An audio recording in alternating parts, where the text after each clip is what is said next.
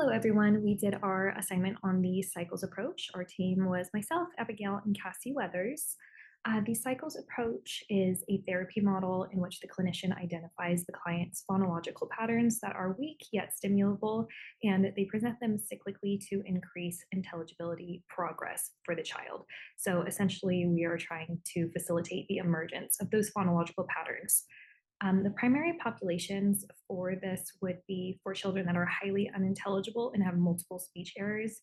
It's most appropriate for those that have severe to profound expressive phonological impairments. We typically want those children to have less than 20% intelligibility for them to be the primary population that we're working with.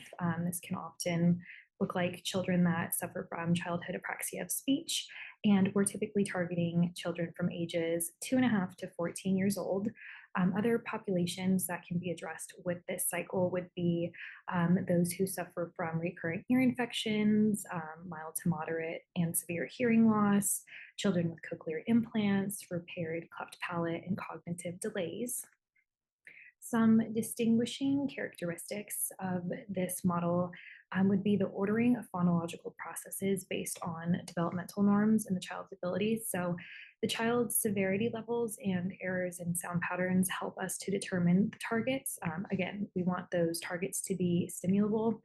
Our objective here is to provide the child with the opportunity for immediate, tangible success. So, it's recommended that we order therapy targets from primary to secondary to impact the overall intelligibility and age of acquisition. Sounds that are required earlier are more likely to increase intelligibility, so those should be targeted first.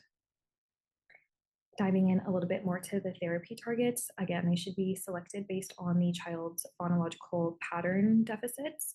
They must be stimulable and consistent. Some exceptions to that would include liquids. Even if they're not stimulable, they should still be addressed. They, again, are divided into primary and secondary target patterns. So the target patterns, the targets are prioritized based on the age of acquisition and their impact on intelligibility. So the sounds that would, consonants versus vowels, and non-stimulable sounds are still addressed, but not quite so directly. They are addressed for maybe a few minutes per session until they become stimulable, and then they would be added to the cycle. So some of the primary targets would be word syllable structures, so like omissions, S clusters, anterior and posterior contrast, so velars like words with final K, initial K or G, again, the liquids, and the KR and GR clusters. Secondary targets will include palatals, single stridents, and other consonant clusters that are more than two. You can also incorporate minimal pairs in practice when possible. This is an example of a planning sheet. So you would put a check mark beside the phonological processes that you're identifying.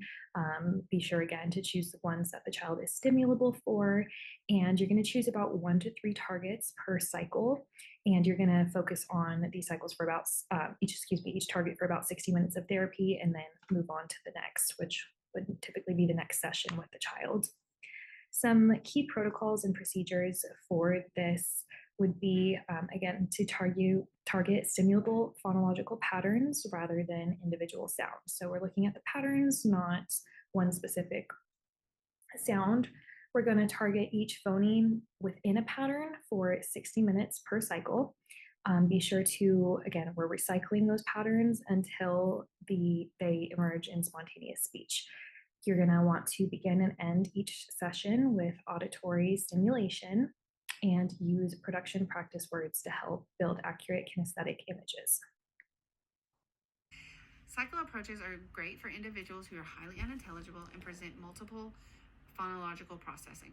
So what we could do is we could break up the cycle into 4 different groups. Each group contains a certain target or certain amount of targets that we will work on each week, and each target will be for 60 minutes for 1 week. So for example, we could do group 1 as for stopping, and that could be our groups 1 through 4. Group 2 could be our S cluster reduction, and that could be groups for weeks 5 and 7. Group 3 can be worked on fronting, and that could be for weeks 8 and 9. And group 4 could be gliding, and that could be for weeks 10 and 11. So for group 1, We would work on one sound per week for 60 minutes. So we would break that down into 4 different weeks. And so the first week we would work on our S sounds only. The second week we would work on our Z. The third we would work on a th. And the fourth week we would work on a sh. After the SLP has completed that round, we would move on to group 2. And our group 2 could work on our S cluster reduction. So week 5 we could work on the sm. The group 6 we can work on sk. And group 7 we could work on st. After we work on those targets for 60 minutes, we will move on to group 3, which would be week 8 and 9. So week 8 we can work on the sound, and week 9 we could work on the k sounds, since we will be working on fronting. And then on our final group would be gliding, and we could work on the r sound and the l sound. And after week 11, the SLP would decide if another cycle needs to be done or if we are all finished with the cycle approach. We've taught you a little bit about the cycles approach. We are going to do a demonstration for you about what this might look like in an actual therapy session. While we don't have a full 60 minutes to do this, we've kind of shortened it down just to give you an idea of what a session might look like beginning to end, the different activities that might be included. In this session, I will be acting as the SLP and Casey will be acting as the child. And this child is working on final consonant deletion. That's our target. And specifically for this session, it's going to be the final P sound.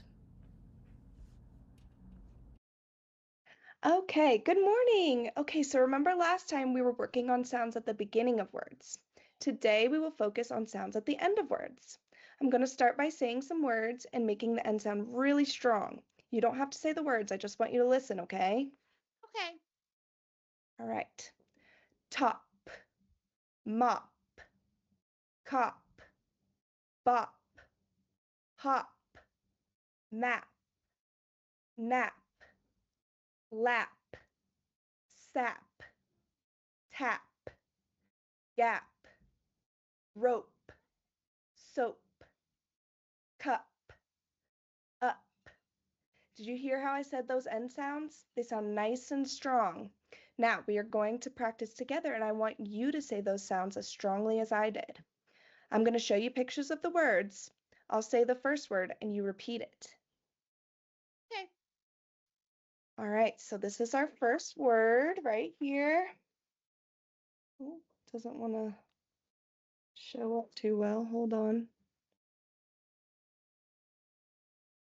Okay, let's try that again. There we go. All right, this is a mop. Mop. Great job on that end sound. All right, let's do another one. Okay, this is a cup. Cup. Good try, but I didn't hear that end sound. Let's try that again. Cup. Cup. Much better. I heard that end sound that time. All right. Our next word is map. Map. Perfect. All right. We're going to try taking turns now. So I'm going to say the word on the card, and then you will do the next card, and then we'll kind of go back and forth. But we want to keep focusing on those end sounds. All right? Okay. So it looks like this is my word. This is hop. All right. Now it's going to be your turn. So let's get your picture ready. All right, this is your picture right here. Nap.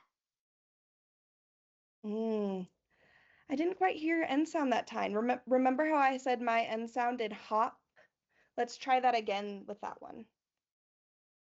Nap. There it is. Okay, awesome. All right, now my turn. My word is soap. All right, now your turn. Let's see. All right, here's your word. Rope. Awesome job on that end sound. All right, we're all done with that. Now I'm going to have you repeat some words with different end sounds to see what we should work on next week. It's okay if you don't get them. We're just trying them out. All right, our first word is cat. Cat. Okay. Lab. Lab. Mad. Math. All right, great. For the last part of our session, I'm going to say those same words I said at the beginning. Again, you don't have to say them back. I'm just helping your brain to remember those end sounds, okay? All right. Top, mop, cop, bop, hop, map, nap, lap, sap, tap, gap, rope, soap, cup, up. All right, we're all done for today. Okay, so this was just a quick example of what a session might look like using the cycles approach. Like I said, this session was much shorter than it would be in real life. A normal session is going to last around 60 minutes and typically going to start with a review of the previous session's words, if there was a previous session, of course, and then move on to the auditory bombardment, which is what you saw me doing at the beginning, where I was repeating the words, and the child just had to sit there and listen, didn't need to respond or repeat the words at all. And this kind of just helps with that auditory discrimination, so they're hearing the sounds and, you know, picking up on those, and hopefully their brain is working to start, you know, using those sounds and recognizing those sounds.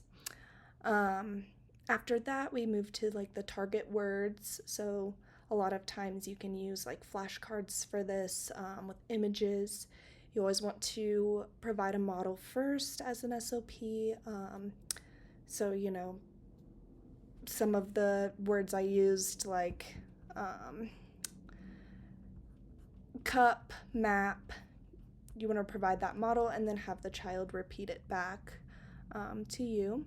And then once you're kind of finished with those words, you can move on to, you want to do an activity, either like a turn taking, you can put it into a game. We just did a turn taking for this example, but you can absolutely take those words and bring it into like a game as well. You just kind of want to be taking turns saying different words to kind of help stimulate the child into producing these words spontaneously, because that is the ultimate goal in the cycles approach. We want the children to ultimately move into saying these words spontaneously in their speech.